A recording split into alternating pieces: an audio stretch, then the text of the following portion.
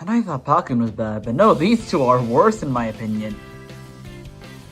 What is up, everybody? I'm Gabriel. Today's gonna be a video on the inherent toxicity of 3 and 4 Kurosu. So let's get into it.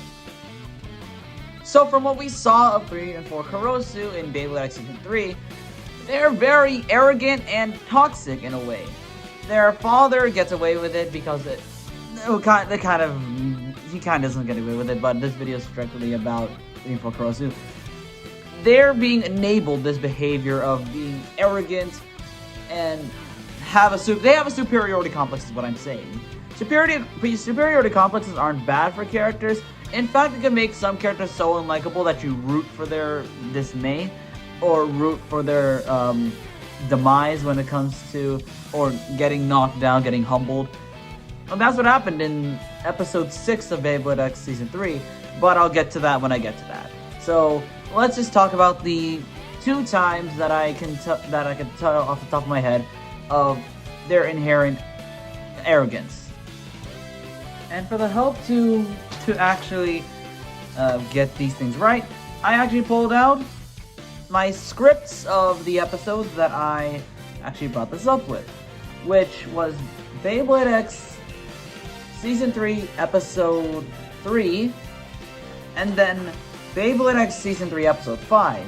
So, let's start off with the Episode 3 one, which is that 3 and 4 Kurosu were visiting Ginro to say that they'll take him down as their predictions, saying that Silver Wolf is getting in the way, and basically putting him down as not much of a threat, which shows their arrogance. This shows their arrogance on full display, in my opinion, because, you know, Ginro's a strong blader, so obviously he shouldn't be taken lightly, but due to the hot-headedness of the Kurosu twins, they obviously don't see Ginro as a big threat, because they want to forward their father's goal, and they think that any other blader other than the Kurosu family, while they could be formidable, they're not strong enough to beat the Kurosu family.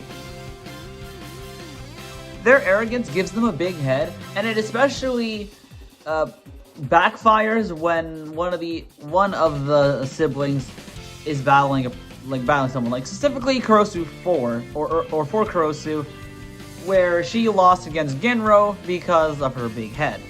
And while yes, 3 lost, both of them could still lose because of their arrogance, which shows the inherent toxicity of the twins. But I have one more clip that shows just how toxic they can get. And the second one was actually from episode 5, where in the headquarters of the Kurosu family, 3 and 4 Kurosu actually walked in on a Kurosu lamenting about the fact that he lost to Exu. And as a result, they started barreling insults at the man, which you gotta kind of feel bad for him at that point, because, you know, he also had a big head from like battling Exu, since, you know, he didn't see Exu as that much. And that's one thing that I kind of like don't like about the Kurosu family.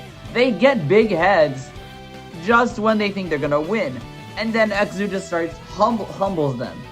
And this happened with 8, and in the future episode, 3 and 4, which I will talk about when I make these Season 3 Episode 6 review.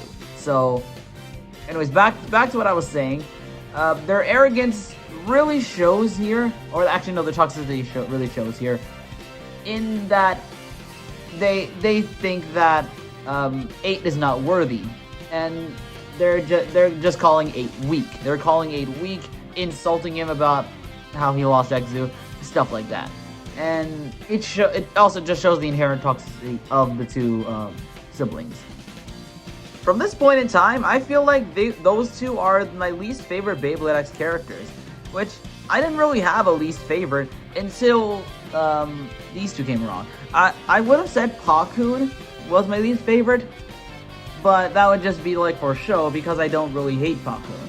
But 3 and 4 Kurosu, 2 characters I actually really hate.